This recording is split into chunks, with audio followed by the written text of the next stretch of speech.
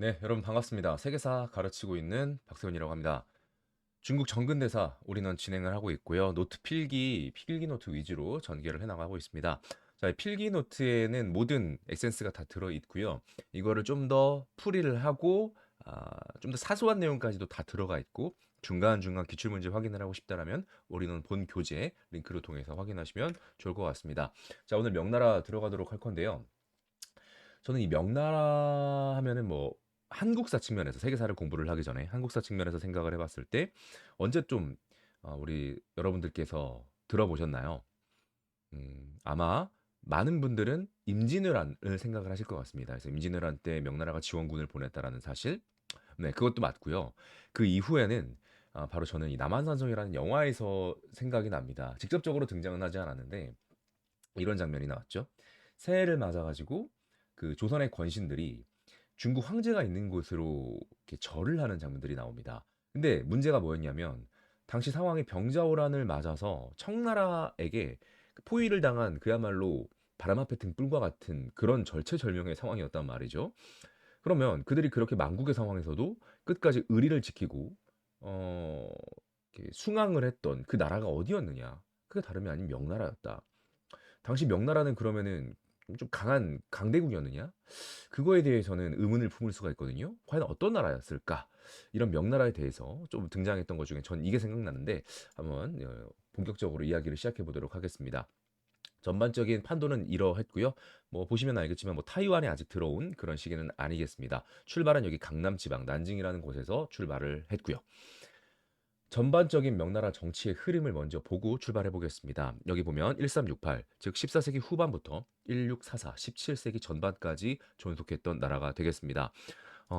건국 1368, 그리고 천도와 전성. 천도라는 것은 수도를 옮긴 걸 말하는데 이때 천도하는 곳이 바로 베이징으로 천도를 하게 됩니다. 출발은 난징이었는데 이때 베이징으로 천도를 하게 되고 그 위세가 정점에 달했습니다.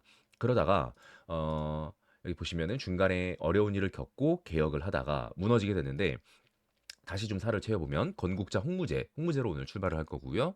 그 다음에 영락제 딱 요 포인트 들어가 있는 군주가 되겠습니다. 그리고 여기가 이 위기가 북로남해라고 해서 북쪽에는 몽골, 그다음 남쪽에는 왜구 문제가 있었습니다. 그 위기 상황 속에서 장거정이라는 내각대학사 개혁가가 나오게 되는데 이 장거정 사후에 결국 더 어려운 상황으로 가게 되고 우리한테 친숙한 1592 임진왜란 지원을 해줬죠. 이후 뭐 국고도 소모되고 나라가 회복 불능의 수준으로 가게 됩니다. 그러다가 이자성의 반란으로 결국 무너지게 되는 것. 이게 명나라의 정치사 전반적인 흐름이 되겠습니다. 그럼 첫 번째 군주 홍무제부터 우리가 한번 출발을 해볼 텐데요.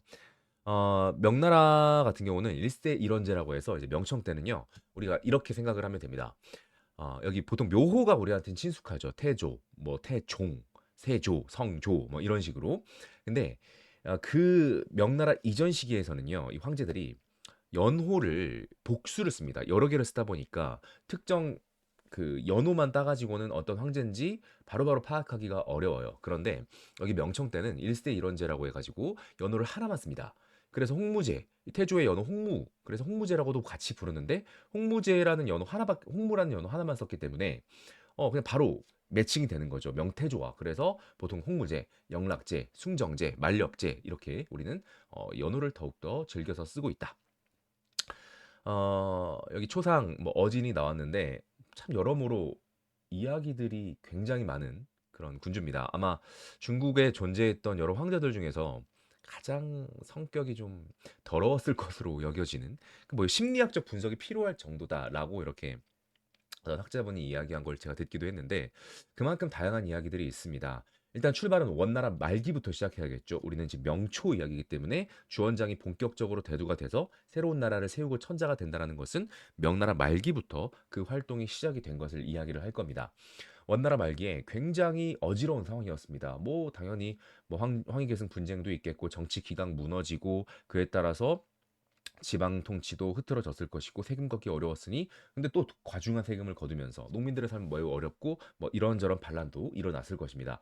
주원장 가족도 뭐 찢어지게 가난하고 어려운 시절이었던 것 같습니다. 근데 거기에다가 뭐 영양실조도 좀 있었을 테고 자연재해, 뭐 기근까지 겹치면서 뭐 형제 그리고 뭐 부모 다 그 국면에서 이제 잃어버리게 됐던 거, 형제와 가족을 잃게 됐던 게 주원장의 어려운 삶이었습니다.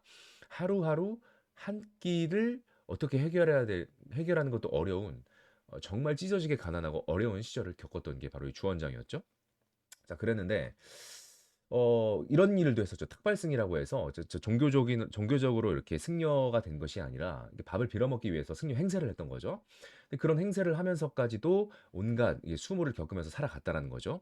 그래서 중국 드라마가 종종 나올 때가 있는데 그때 이 주원장 막 이렇게 굴욕을 당하고 있는 주원장의 모습 이런 게 좀 묘사가 될 때가 있더라고요. 자, 그랬는데 세상을 바꿔보자라고 하면서 이제 원나라 말기에 반란이 빵 하고 터지게 된 겁니다. 그때 이제 반란군의 모습이 어땠냐면 머리에 붉은 두건을 쓰고 있었던 겁니다. 그들을 바로 우리가 홍건적이라고 부르게 되는 거죠. 그 홍건적에 가담했던 이 주원장이 전무후무한 성장을 거듭하다가 최종적으로는 높은 그런 지위에 올라가게 된 거죠. 그가 그렇게 높은 지위를 가져갈 수 있었던 가장 주요한 요인이 뭐였을까로 분석되는 게 바로 강남 지방을 잡고 있었다는 겁니다. 홍건적 내부에서도 여러 이제 군사 실력가들이 있었겠죠. 그런데 이 주원장 같은 경우는 강남 지방 경략하는 거에 집중을 했다라고 해요. 이 강남 지방의 장점이 뭐냐? 바로 경제력일 테고요. 두 번째로는 거기에 식자층, 학자층들을 우대를 하면서 그들과 이렇게 결합이 잘 되어서 단단한 기반을 가질 수 있었다라는 겁니다. 결국에는 다른 홍건적들이 바로바로 힘을 소모를 하고 있던 것과 달리 강남에서 내실을 다지고 있었다는 얘기고요. 결국에는 그 경쟁자들까지 제거를 하면서 1368년 그러니까 이제 14세기 후반에 1인자 지존의 자리에 올라가게 되니 그게 바로 주원장입니다. 얼굴로서는 이야기들이 굉장히 다양합니다. 여러분들이 뭐 찾아보셔도 이야기들이 다양하게 해석들이 나올 텐데 뭐 이게 진짜 얼굴이다. 뭐 이게 진짜 얼굴이다인데 아무래도 좀 이쪽이지 않을까 싶어요. 이거를 당시에 잘생긴 얼굴로 봤냐, 정말로 이렇게 그냥 망고 얼굴로 봤냐는 또 이것도 뭐 정확한 팩트는 제가 뭐 잘 모르겠는데 제 생각에는 이거를 뭐 정말 뭐 호걸의 얼굴이다, 영웅의 얼굴이다, 잘생긴 얼굴이다라고 보진 않았을 것 같아요. 예나 지금이나 기본적으로는 저는 그냥 느끼는 자연스러운 우리가 느끼는 그 기준이 있지 않을까 이렇게 생각이 들고 왜냐면 다른 군주들도 다 보통은 여기 왼쪽에 이런 얼굴의 형태들이 훨씬 많이 전해져 오잖아요. 다른 군주들도.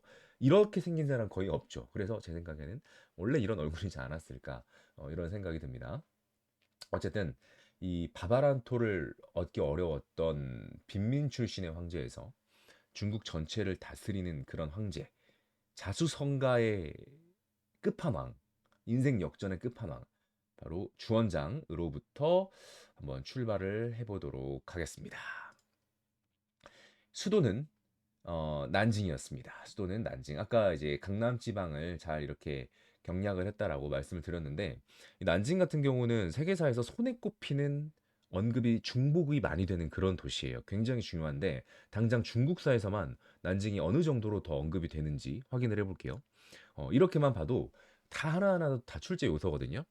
일단 명나라 이전에 우리가 위진남북주 시대를 했었는데 그때 서진이 56국 시대 시작되고 이제 강남 지방으로 내려와서 건강이라는 곳을 수도로 다시 한족 왕조가 이어지게 됩니다. 그때 그 건강이 여기 난징이었고요. 지금 보고 있는 게 명나라 건국. 그다음 근현대사로 가면 아편 전쟁의 결과 체결되는 조약 이게 바로 난징 조약이었습니다. 그래서 뭐 항구도 개항이 되고 각종 불평등한 상황에 놓이게 되죠. 그다음 태평 전국 운동에서 이 세력이 이제 거점으로 삼고 천경이라고 선포했던 곳도 난징이었고요.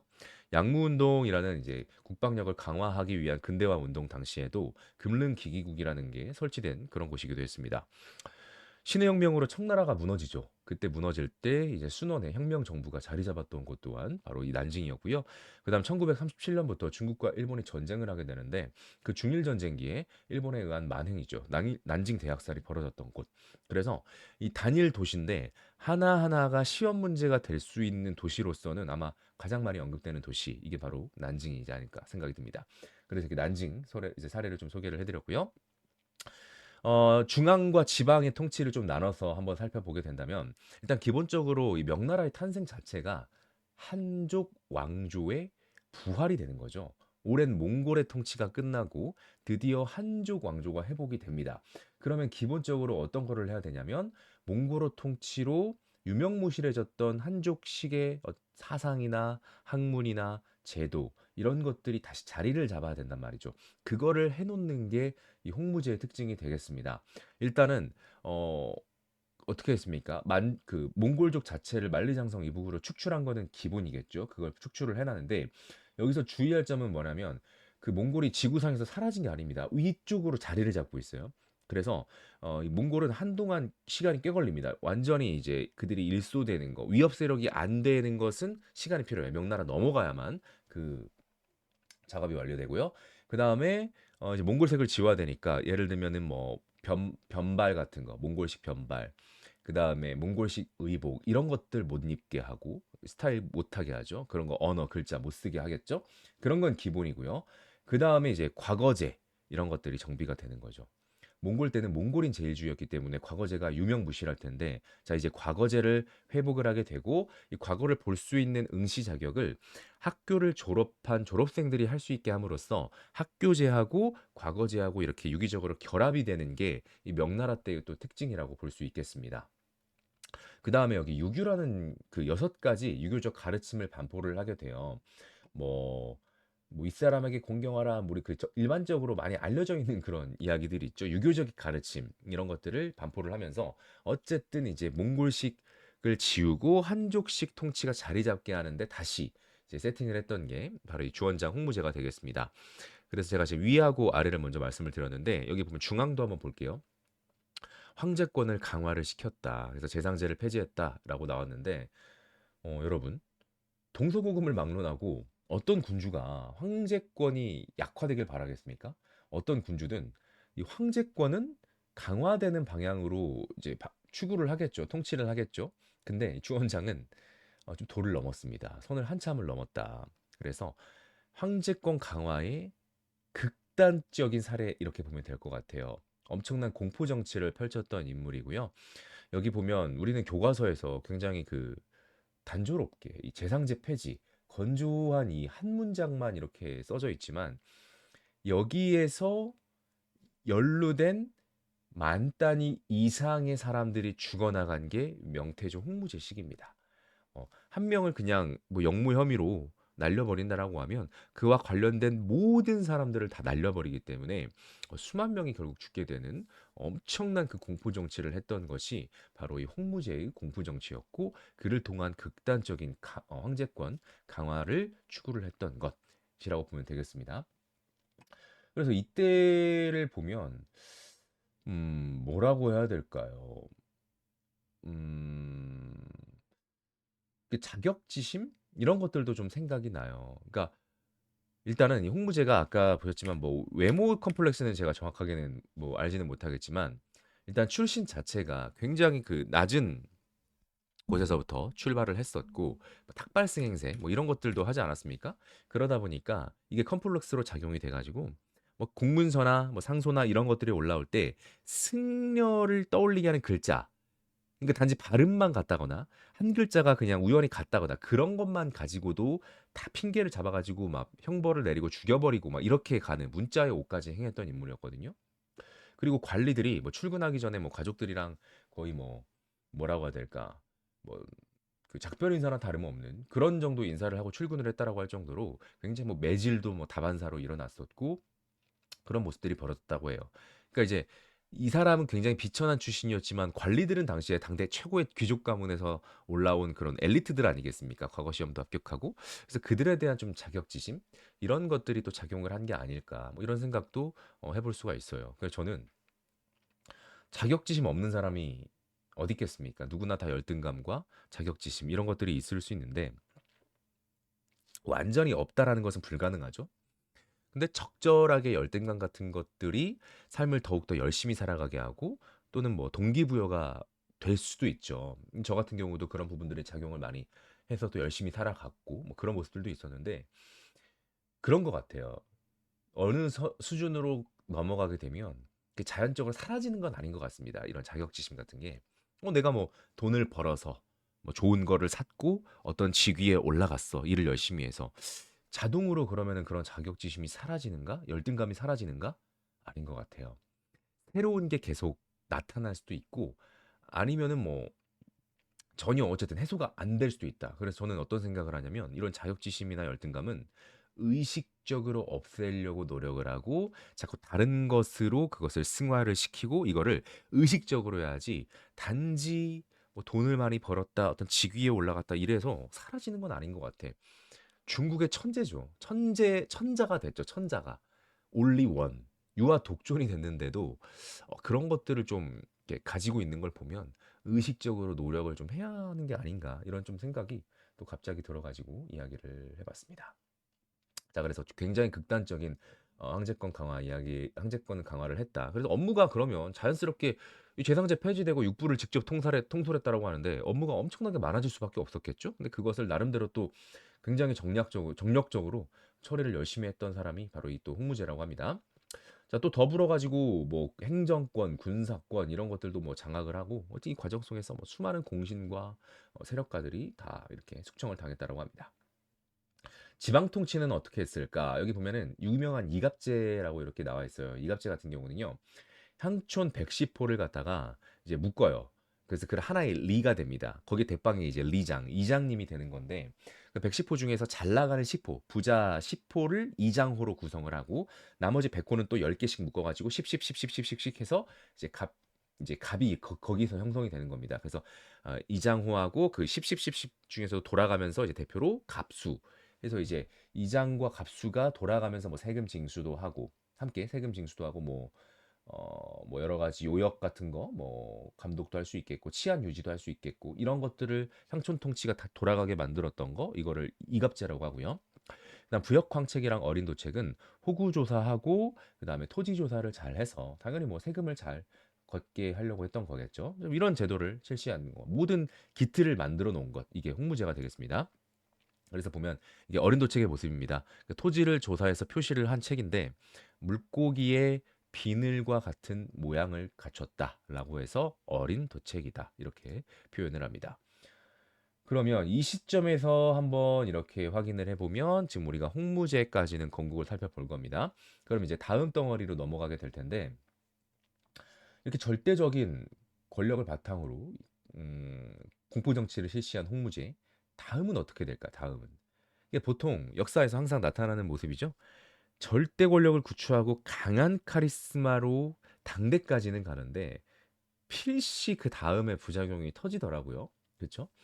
홍무제 다음은 어떻게 됐냐면 일단 문제가 없으려면 왕위 계승이 잘 돼야 되죠. 왕위 계승이 잘 돼야 되는데 홍무제 아들이 있었습니다. 그러니까 적장자가 있었다는 얘기죠. 주표라는 사람입니다. 주시왕실이니까.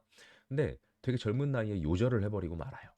그래서 어떻게 될까요? 그러면 그 다른 형제들로 넘어가는 게 정통일까요? 형제들로 넘어가는 게 정통이 아니라 그 적장자의 아들로 그렇게 이제 밑으로 내려가는 게 정통이란 말이에요. 그래서 홍무제 입장에서는 손자가 있었고 그 손자가 정통이기 때문에 손자가 황제로 즉위를 하게 됩니다. 아하, 그럼 여기 화면에 있는 영락제가 손자냐? 그게 아니라는 거죠. 여기서 그러니까 문제가 터진 겁니다. 이 사이에 홍무제의 손자로서 2대 황제로 올라간 사람이 바로 건문제라는 사람이 되겠습니다. 그래서 건문제가 올라오는데 지금 보시면은 바로 영락제. 그럼 영락제가 몇 대입니까? 3대가 되는 거거든요. 이게 무슨 문제가 이렇게 벌어졌는지 이 국면에서 조금만 더 이야기를 해보도록 하겠습니다. 15세기의 제왕 영락제의 모습이 나왔는데요. 그럼 영락제는 건문제의 아들이었느냐? 그것도 아니었다. 자, 영락제는요 홍무제의 아들입니다. 홍무제의 아들. 그러면 정리를 해보면 이대 황제 건문제가 홍무제의 손자였기 때문에 건문제하고 영락제 사이는 숙질 관계, 삼촌과 조카 관계가 되는 거죠. 영락제의 조카가 건문제인 겁니다.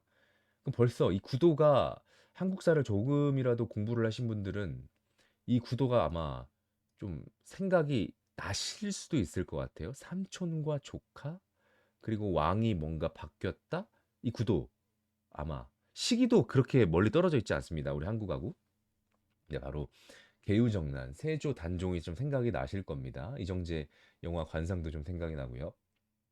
그래서 수양대군이 이제 단종을 쳐내고 왕위에 오르게 된 사건을 우리가 개유정난이라고 말씀을 드린다고 했죠. 그 정난이란 표현이 바로 여기서 나오게 되었습니다. 베이징에 이 근거를 두고 있던 연왕 이름은 주체가 되겠습니다. 이 주체는요. 이대 황제 검문제가 이렇게 황제에 올라오자마자 어떤 일을 하려고 했냐면 이것도 마찬가지. 항상 군주 입장에서는 중앙 집권을 추구를 하기 때문에 지방의 강한 그런 세력들, 특히 군사력까지 가지고 있다라고 하면 그거 제어하는 게 왕조의 성패란 말이죠, 성패. 그거를 시도를 하는 거죠. 그걸 시도를 하는데 그거에 대항을 하면서 어 영락제가 들고 일어난 것. 결국에는 이제 쿠데타죠. 내전으로까지도 이제 그 규모가 적지 않았기 때문에 내전으로까지도 이제 규모가 커졌는데 결국에는 어떻게 됐다? 영락제가 이긴 겁니다. 그래서 영락제가 이기면서 본인이 황제의 자리에 올라가게 돼요. 그게 바로 3대 영락제가 됩니다. 이 사건을 우리는 이제 정난의 변이라고 하고요. 이렇게 우리는 영락제로 넘어오게 됐는데 그러면 이제 영락제가 한 일 중에서 가장 대표적인 일은 뭐가 될까요? 네, 다름이 아니라 여기 있는 베이징 천도가 되겠습니다. 그러니까 원래 수도는 난징이었죠, 난징. 근데 이제 베이징으로 옮기게 되는데 이거는 뭐 어렵지 않게 생각을 할 수 있지 않을까 이런 생각이 듭니다. 왜냐하면 본인 입장에서도 이렇게 황제가 되는데 명분도 약했고 그리고 난징이라는 수도가 본인의 기반도 아니었죠. 그래서 자신의 그 기반이었던 곳으로 새롭게 터전을 마련을 해서 옮기게 되는데 여기 베이징으로 천도를 단행하게 됩니다. 그리고 당연히 이제 황제가 기거할 궁궐이 필요하기 때문에 자금성, 청나라의 마지막 황제까지 기거했고 지금도 중국에서 굉장히 많은 사람들이 찾는 자금성이 이때 이렇게 만들어지게 되는 것이죠. 자, 그러면 좀 더 들어가 보겠습니다. 명나라. 영락제입니다. 그러면은 이제 안과 밖으로 좀 구분을 해서 살펴볼게요. 제가 이제 뭐 출제가 좀 잘 되는 걸 먼저 쓰다 보니까 몽골 공격, 베트남 점령 이걸 먼저 썼는데 이건 바깥 부분이고 이것도 바깥 부분이고 안으로 이 두 줄이 있거든요. 요거를 먼저 한번 보게 되면 여기 하나, 둘, 셋, 네 번째 줄 내각대학세부터 한번 보게 되면요. 일단은 지지 기반이 영락제가 초반에 지지 기반이 탄탄했을까요? 미약했을까요? 미약했을 것입니다. 이제 아무래도 이게 찬탈을 했기 때문에.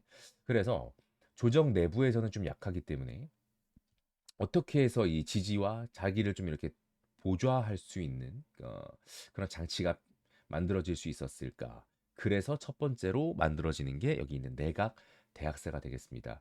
홍무제 때 재상을 없애버렸기 때문에 이게 보좌해줄 세력이 필요하단 말이야. 그래서 이제 뭐 환관도 막 이게 커지고 했는데 환관을 어느 정도는 좀 이렇게 커트를 해놓은 게 홍무제까지거든요. 근데 영락제 때는 여기 내각이라는 비서기관뿐만이 아니라 환관도 굉장히 발호하게 됩니다. 환관 세력도 굉장히 힘이 커져요. 본인이 환관의 도움을 또 받았었거든요.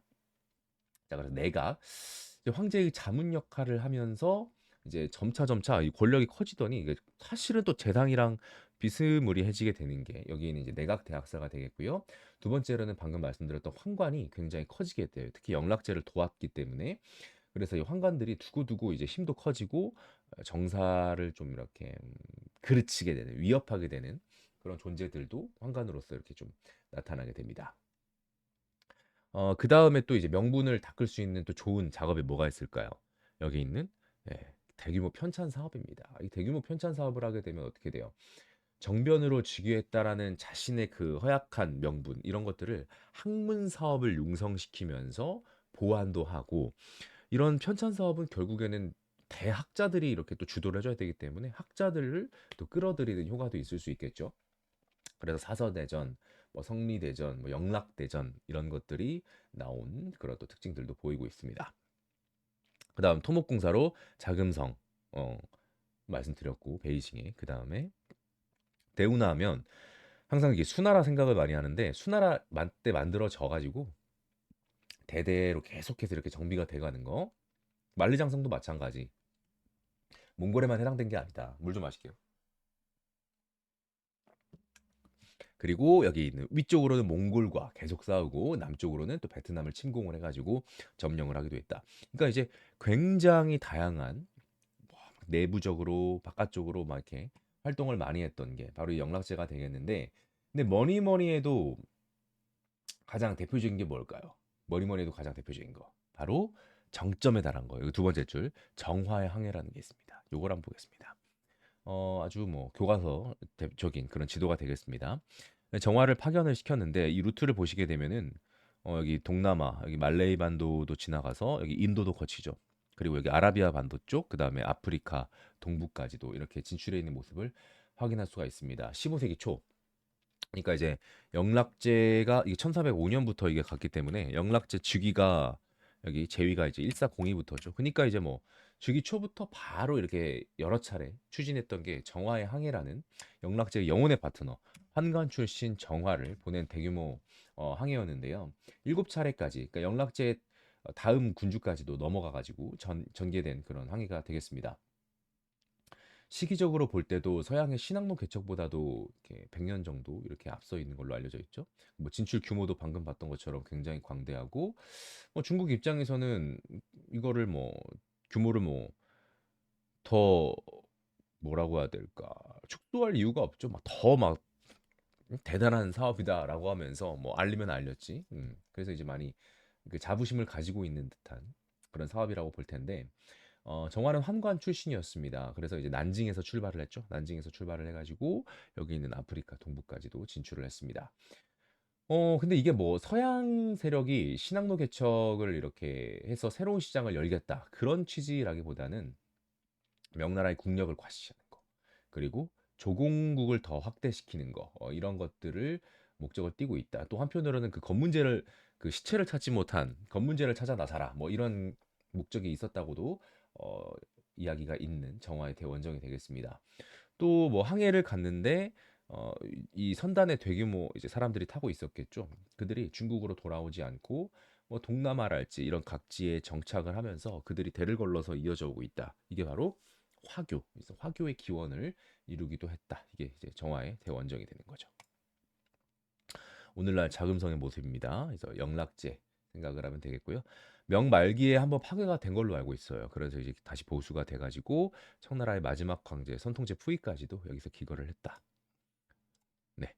자, 그랬는데 결국에는 이제 홍무제 이야기도 했고 3대 영락제까지 마쳤습니다. 그랬는데 이제 어느 나라나 이렇게 역사적인 흐름이 살아 움직이는 것처럼 위기를 또 겪게 됩니다. 그 위기 중에 15세기, 16세기 명나라 위기를 갖다가 우리가 북쪽의 몽골, 그래서 북로, 타타르부와 오이라트부라는 이제 몽골 부족과 계속해서 이제 갈등을 일으키면서 굉장히 어려운 상황에 놓였었고요. 그 다음에 남쪽의 왜구 문제가 이렇게 공존하고 있었습니다. 그래서 이 위기 속에서 뭐 몽골 황제가 뭐 몽골이랑 싸우다가 직접 싸우다가 뭐 잡혀간 적도 있고 그래서 뭐 난리가 난 적도 있고요. 이제 토목보호의 변이라는 사건이 있었고 그다음에 뭐 베이징을 포위를 당하는 뭐 경술의 변 여러 가지 일들이 있었죠. 그랬는데 이런 위기 상황 속에서 위기를 개혁해보자라고 하면서 나온 움직임이 있었다. 그게 바로 굉장히 화려한 옷에 이 내각대학사 장거정의 개혁이 나오게 되는 겁니다. 장거정의 개혁은 근데 이제 뭐 노트로는 그렇게 내용이 많지는 않아요. 내각대학사였고요. 일단 기본적으로 관리의 기강을 이렇게 뭐 조사를 해가지고 관리의 기강을 뭐 근무 평정을 통해서 잡고자 했고 그다음에 이 조세제도 개편이 굉장히 중요하거든요. 당시에 중국에서 이제 은을 많이 쓰고 있었다. 민간에서도. 그래서 세금제도 잡다한 것을 정리를 해가지고 토지세하고 인도세 이 두 가지 항목으로 정리를 쫙 한 다음에 은으로 내게끔 은으로 내게끔 이게 바로 일주헌법인 굉장히 중요한 제도가 여기서 나오게 되었다. 그래서 장거장의 개혁까지가 있었습니다. 그랬는데 이런 개혁이 있음에도 불구하고 장거정이 죽은 이후에 관료층이 계속 불만이 누적이 되고 그다음에 뭐 내부적인 위기, 그다음에 조선에서 터졌던 임진왜란의 위기, 여기에서 이제 군사적 소모가 발생했단 말이죠. 재정 위기가 발생을 하고요. 이러면서 이 재정 위기 어떻게 됩니까? 뭐 세금을 또 많이 때려버리고 기근 터지고 모든 또 망국적인 상황이 터지게 되었다라는 거죠. 그래가지고 결국에는 어떻게 됩니까? 이 상황 속에서 결국 어, 반란이 또 한 번 터지게 되니 이게 명나라를 돌이키기 어려운 상황으로 끌고 가고 말았다는 거죠. 자, 그게 바로 이자성의 반란입니다. 이자성의 반란. 자, 이자성의 동상 모습이 나오고 있습니다. 이자성의 농민군 반란이 일어나게 되는데 얘네들이 어디까지 갔을까요? 얘네들이 베이징까지 갑니다. 그 말은 뭐야? 명나라를 무너뜨렸다라는 그런 얘기가 되겠습니다. 이미 1640년대 초에 중요한 도시 러양 끝냈고 그다음에 옛날에 그 송나라 수도였던 카이펑 끝냈고 그다음에 시안도 끝냈습니다. 그러니까 이제 뭐 명나라가 군사적으로 이걸 막을 역량이 없다라는 거죠.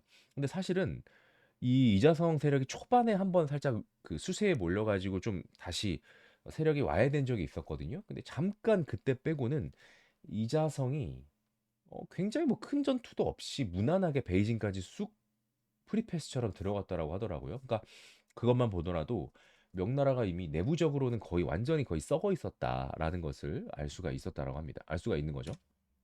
그래서 결국에는 이제 이 사람이 명나라 마지막 황제인데 이자성 군이 이제 자금성까지 이제 베이징까지 왔기 때문에 결국에는 뭐 자기 가족들 죽고 죽이고 그리고 본인은 뒷산으로 올라가죠. 뒷산으로 올라가 가지고 스스로 생을 마감하게 된 이게 바로 명나라 마지막 황제 숭정제가 되겠습니다. 그래서 여기 보면은 1644년에 명나라가 최종적으로 끝나게 된 거죠. 이게 이제 명나라 정치사입니다. 그러면 우리 처음에 봤던 여기 흐름 이걸로 다시 한번 상기를 해보면요. 1638년 홍무제 건국했고 예전 몽골의 통치에서 다시 한족의 유교적 통치로 바꿔놨죠. 그 다음에 영락제 때 난징으로 옮겨가고 북로 남해 위기를 겪다가 장거정이라는 내각 대학사 출신의 개혁가가 나온다. 그러다가 쇠퇴가 계속 가속화되다가 이자성의 반란으로 무너지게 되었다. 요게 바로 이제 명나라의 정치사가 되는 거고요. 요거를 이제 제 교재 이제 올인원 교재로 한번 보시게 되면은 또 한번 짧게 한번 훑어보도록 하겠습니다. 기출도표 같은 거 한번 볼까요? 기출도표 보면은 여기 뭐 영락제도 나왔고 가장 최근으로는 그래도 홍무제가 이렇게 단독 문제가 나왔습니다. 이갑제와 함께 나왔고요. 여기 있는 마테오리치나 고려만국 전도 같은 경우는 이제 문화사랑 또 연계가 돼 있어요. 그래서 문화사 보면 되는데 보세요. 홍무제만 찾아볼게요. 홍무제 그리고 홍무제, 홍무제, 홍무제, 홍무제 굉장히 많이 나오죠. 그다음 영락제, 영락제, 영락제, 영락제, 영락제. 그러니까 황제로는 명나라가 정치사가 홍무제랑 영락제예요. 황제가 아닌데 이름이 언급되는 게 장거정이에요. 개혁가 장거정, 장거정. 그 다음에 외국인 마테오리치가 있습니다. 근데 이거는 문화사에 있다라는 거. 그래서 지금 보시면은 주요 키워드 난징 처음에는 홍무제 재상제 폐지, 그다음 지방제도의 이갑제, 호적대장, 토지대장, 그다음 유교 이제 유교라고 해서 이제 유교적 가르침 이런 거예요. 뻔한 말. 부모한테 효도하고 윗사람 존경하며 향리 사람들과 화목하고 자손을 잘 교육하며 이런 것들. 그래서 이런 것들이 나중에 일본이 메이지 유신 이후에 교육치거라는 것을 발표를 하게 되거든요. 교육치거. 근데 그 교육치거가 또 여고에서 이렇게 영향을 받아 가지고 이렇게 또 만들어졌다라고 하더라고요. 그리고 또 그 교육치거의 영향이 우리나라 국민 교육 현장까지 있는 거 아니야? 막 이제 이런 이야기들도 있기는 합니다. 그래서 그 거슬러 올라가면 유교까지 올라갈 수 있다라는 거예요. 유교. 그러니까 뭔가 나라 전체의 그 통제성을 강화하기 위해 만들어진 이데올로기 또는 뭐 가르침 이게 거슬러 올라가면 유교까지도 거슬러 올라갈 수 있다는 거죠. 그래서 출제 사례를 제가 이제 출제는 마더텅으로 이제 아예 이원화를 클립을 시키고 있는데 그래도 교재에 실어놨으니까 한번 보면 홍무제 키워드는 재상을 세우지 마라. 그래서 재상제 폐지 홍무제구나. 그래서 홍무제 정답으로 이갑제 이런 문제가 나온 적이 있었고요. 영락제는 뭐 자금성부터 베이징으로 옮겼다. 뭐 내각대학사 설치됐고 몽골과 그다음 베트남. 근데 여기 보면 물라카뿐만이 아니라 여기 뭐 인도네시아, 인도, 스리랑카 안 간 곳이 없었다. 그러니까 굉장히 당시에 이 명나라가 굉장히 판세가 뻗쳐 나갔다라는 거. 그다음에 각종 보수나 편찬 사업 이런 것들이 있었고요. 출제 사례를 보게 되면 이건 뭐 다 마더텅에서 풀기는 할 텐데 여기 보면 여기 수도를 옮긴 행위, 수도를 옮겼다. 자금성과 함께 이걸로 끝이죠. 그래서 자금성이랑 수도 옮겼다라는 걸로 영락제, 영락제 하면 정화. 아주 쉬운 문제라고 볼 수 있습니다. 그러다가 이제 북로남해의 그 변이라고도 부르는데 위기를 겪다가 장거정 나왔고 이자성의 반란으로 무너졌다. 이게 이렇게 정리가 되는 겁니다. 그러면 이제 사회경제 문화사가 있거든요. 이거는 노트를 그냥 띄워놓고 한번 보겠습니다. 명나라랑 청나라는 사회경제사를 상당 부분 공유를 합니다. 왜 그러냐면 이 경제 발전의 흐름 속에 명청이 같은 흐름에 이제 타고 있어요. 그 특징이 있고 결정적으로 지배계층이 여기 한족 신사라고 해서 전현직 관료와 하위 소지자, 그러니까 관료가 될 자격을 가지고 있는 자들인데 이 사람들을 갖다가 우리가 신사라고 하거든요. 근데 청나라가 만주족이긴 하지만 명나라가 무너진 이후에 이 청나라가 한족 신사층의 기득권을 그대로 인정을 해줍니다. 그렇기 때문에 또 많은 사회 부분이 공유를 하게 되는 모습을 보이고 있다. 그래서 여기 명청대 사회 지배계층으로는 신사, 그러니까 명이나 청이나 같고요. 이들은 요역 면제나 경범죄 면책과 같은 그런 혜택을 가지고 있었다라는 사실. 그 대신 이런 일들을 해야 됐다. 관리, 뭐 치안 유지, 민중 교화, 공공 사업 이런 것 감독을 해야 됐고요. 그 다음에 뭐 서민의식은 뭐 시간이 갈수록 항상 이제 향상이 되는 거니까요. 그 뭐 이런 일종의 뭐 노동운동 같은 게 일어난 거지. 노동자들이 이렇게 변을 일으켰다. 그다음 경제적으로는 쌀 생산 중심지가 변했다. 창장강이 양지강인데 이것을 상류, 중류, 하류로 이렇게 구분을 해보면요. 전통적인 쌀 생산 중심지, 대표적인 곡창지대가 여기 하류죠. 이게 하류입니다. 근데 이 하류가 위진남북조 때부터 본격적으로 발전을 하기 시작을 해서 송나라 때는 최대의 곡창지가 됩니다. 그러니까 중국인들을 먹여 살리는 지역이 된 거지. 근데 그곳이 또 수공업 중심지까지 이제 발전을 하게 된 거야. 그러면 기본적으로 여기가 노동자들이 많아지고 수공업 중심지로 발전을 하다 보니 식량 생산하는 것은 올라가게 되는 거예요. 어디로? 중류와 상류로 올라가게 된 겁니다. 그래서 쌀 생산 중심지가 명대 때는 중류, 그다음 청대 때는 이렇게 상류 이런 식으로 올라가게 되었다라는 거. 그다음 신작물이 정례되었다. 이거는 그러니까 명청 때가 좀 구분이 되죠. 근데 여기 신작물이라고 해서 뭐 아메리카 대륙 거쳐가지고 오는 외래 작물들 있죠. 옥수수, 고구마, 감자, 뭐 담배, 땅콩 이런 것들은요. 명청 때 공이 특징으로 봅니다. 그러니까 명청으로 묶여서 나오지 뭐 옥수수는 언제고 감자는 언제고 이렇게 구분해가지고 나오는 건 아니니까 큰 염려는 하지 않으셔도 되고요. 대상인으로는 산시상인, 신안상인 또는 뭐 휘저우상인 이런 식으로 언급이 될 수가 있는데 여기 있는 뭐 상인조합, 회관과 공소, 동향인조합, 그다음에 동업조합 이런 것들을 뜻하는 건데 역시 이런 파트도 다 명청으로 묶어서 언급이 되고 있습니다. 그다음 무역 형태를 보시게 되면 명나라나 청나라나 기본적으로 바다 밖으로 나가는 것을 금지시키는 해금 정책을 펼칩니다. 기본적으로 자유무역이 아니라 조공무역을 추진을 하단 말이죠. 그 사례가 명나라는 감합무역이에요. 감합이라는 명부를 서로 맞춰보면서 공무역을 하는 건데 이게 일본의 무로마치와 명나라 사이의 대표적인 무역 형태였죠. 그랬는데 뭐 청나라 같은 경우는 나중에 이 청나라 반청 세력을 진압을 한 후에는 이것을 해제를 시켜줬단 말이야. 천계령을 해제시켜줬단 말이야. 강희제 때. 이건 청나라 때 좀 언급하면 될 것 같고요. 세금 제도로는 명청이 구분이 되는데 공통점은 은으로 내도록 했다.